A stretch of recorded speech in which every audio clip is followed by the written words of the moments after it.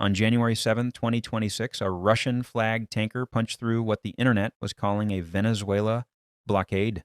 Days later, that same Russian tanker was seized by the U.S. Navy. So which destroyers did the circling, the screening, and the stopping? And why are they built for this exact kind of pressure? But before we get into it, make sure to hit that subscribe button, and let's get started. First up at number 11, we've got the USS Ramage, DDG-61. Ramage is an early Burke in steel, and that perfectly fits a Venezuela oil blockade mission. When a contact tries to buy time with paperwork, timing, or a convenient course change, Ramage's whole thing is custody. Keep the track clean, keep the record consistent, and keep the other ship from turning the ocean into a loophole. She does that with the classic Flight I Burke setup, Aegis as the brain and SPY-1D feeding a steady air and surface track set while the bridge holds tight geometry. The Russian tanker didn't stand a chance against this one. Under the hood, 4 LM-2500 gas turbines give the ship roughly 100,000 shaft horsepower, so she can live at steady speeds for days, then snap past 30 knots when a timing window opens. And the credibility is baked into the loadout. A Flight I carries 90 MECO 41 VLS cells in the 29 forward and 61 aft layout, backed by a 5-inch MK45 gun that sits right in the enforcement sweet spot. Visible, immediate, and serious without jumping straight to missiles. Ramage wins by staying close enough, long enough that stalling stops being a strategy. Number 10, USS Carney, DDG-64. Carney is the same Burke family on paper, but she brings a different kind of pressure to a Venezuela lineup, confidence in the air picture. These operations never stay surface only for long because sea lanes are crowded and the sky can complicate your day faster than any merchant hull can. Carney matters because her crew has already done the hard version of staying calm while the environment gets loud.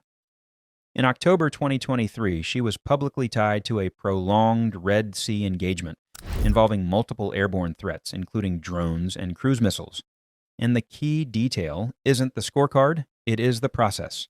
Aegis sorting a messy track set and producing timely intercept decisions without the ship losing control of the situation.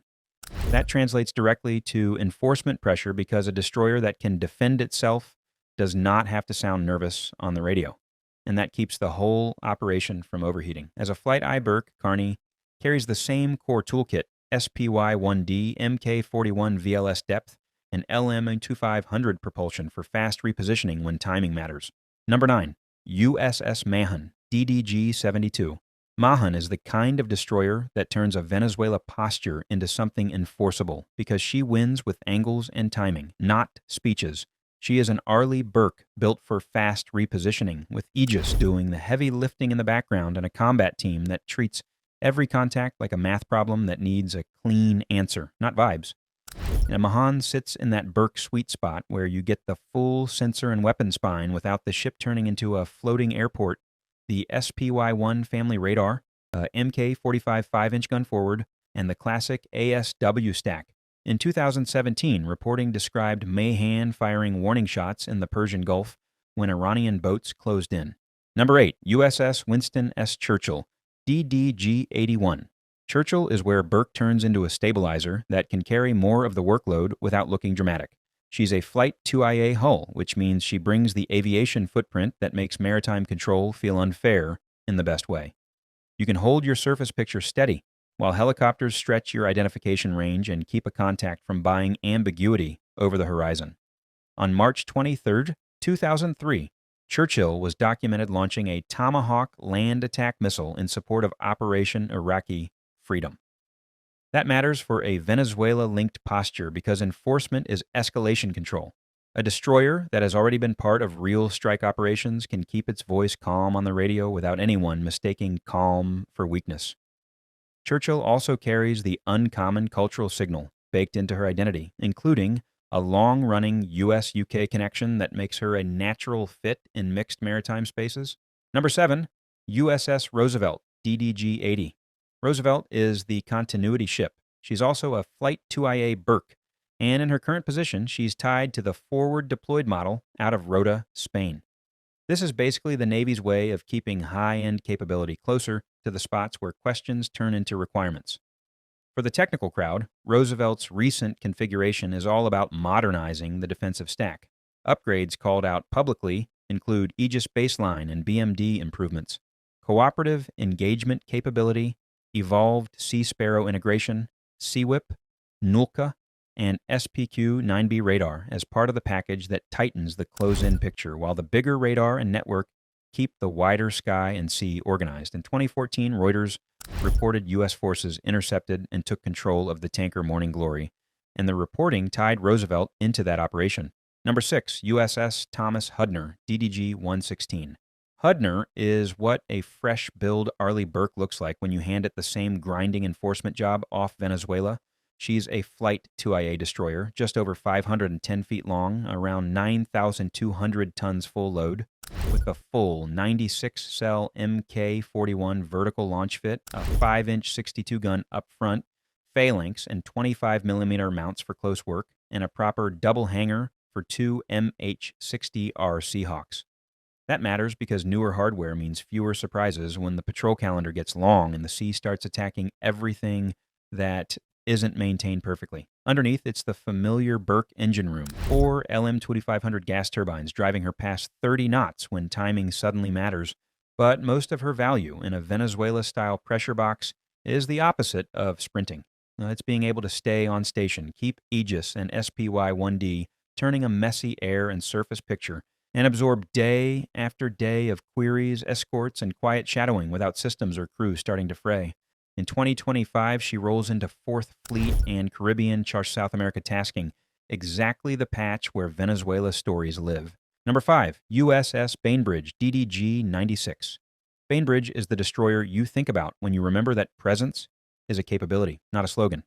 On paper, she's a Flight IIA Burke, about 509 feet long, roughly 9,200 tons at full load, 4 LM2500s for 30-plus knots, 96 MiL-41 cells, a 5-inch gun, phalanx mounts, and hangar space for Seahawks that can push the enforcement bubble out beyond the radar horizon. In practice, her reputation comes from the day the world watched her manage a real hostage crisis at sea. In April 2009, during the Maersk, Alabama hijacking off Somalia, Bainbridge wasn't just the ship with the snipers. She was the command post that held the scene together, coordinating small boats, negotiating windows, and keeping a tight sensor and comms picture, while the situation could have spun out in a dozen bad directions. That is exactly the skill set you want anywhere near Venezuela. Bainbridge has the hardware to back up Standards, Tomahawks, ASRock, Hellos, guns, but the real weapon is how she manages time and space. She can sit at the center of a geometry where a suspect tanker, a boarding team, and nearby commercial traffic are all in play, and keep the tempo controlled enough that lawyers, diplomats, and higher headquarters get the data they need without the deck turning chaotic. Number 4, USS Sampson, DDG-102. Sampson is what you get when you take the standard Burke toolset and lean hard into wide area search and documentation. She's another Flight IIA destroyer, roughly 510 feet long, just over 9,000 tons full load, with a full bank 96 VLS cells, 5-inch 62 gun, close-in defenses, and a twin-hell hangar that lets her carry MH-60R aircraft for ASW, surveillance, and boarding support. That aviation piece is what makes her dangerous to anyone who thinks distance is still a shield. In 2014, she was part of the search efforts for Malaysia Airlines Flight 370 in the southern Indian Ocean, operating in huge, empty water, where the only way to matter is to keep your picture and logs disciplined over time. Later that same year, she shifted to Indonesia to help search for AirAsia Flight QZ8501, again functioning as a long-legged sensor and coordination platform rather than a gun platform. In 2016, she deployed to New Zealand after the Kaikoura earthquake to provide offshore support, and in 2022, she was one of the ships sent toward Tonga after the Hunga Tonga Hunga Ha'apai volcanic eruption, dealing with ash, damaged infrastructure, and communications challenges instead of incoming fire. Number 3, USS Stockdale, DDG-106.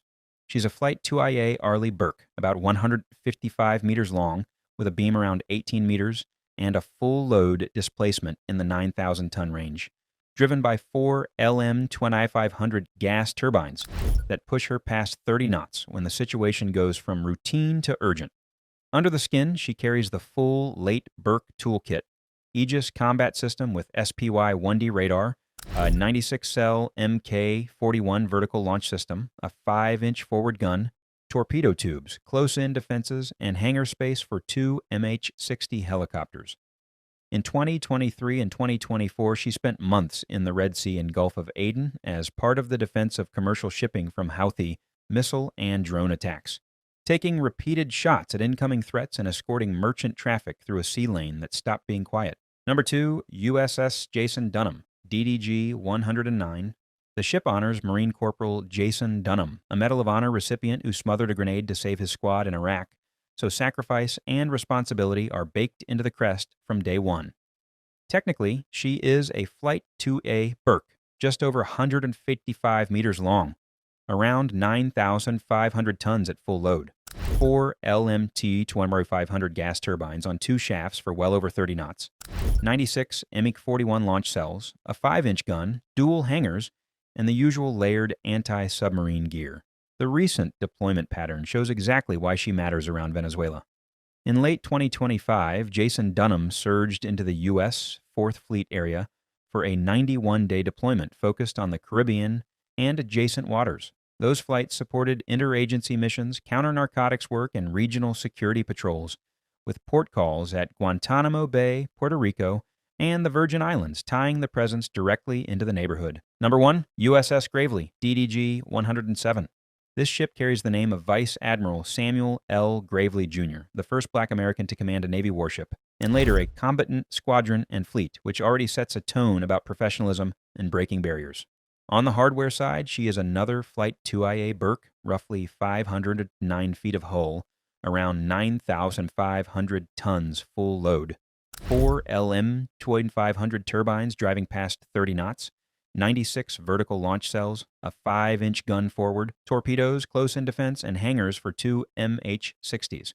The layout is built for long patrols where the ship has to hold a full air and surface picture, defend itself, support aviation, and still stay ready for something new to appear on the scope without warning.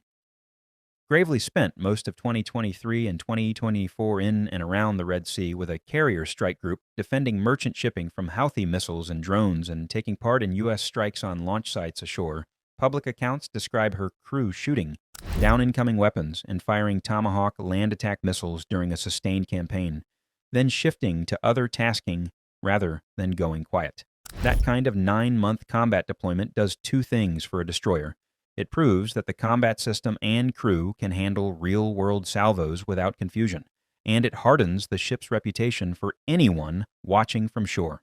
When Gravely shows up later under U.S. Northern Command and then in the Caribbean as part of a visible posture near Venezuela, she arrives as more than another gray hull on the horizon. She is a destroyer that has already lived through a dense threat environment and kept her formation safe. When enforcement stretches beyond a coastline, destroyers still show up in the chain because that's what they're built for, turning a huge ocean into a controlled space. If you want more breakdowns like this, subscribe.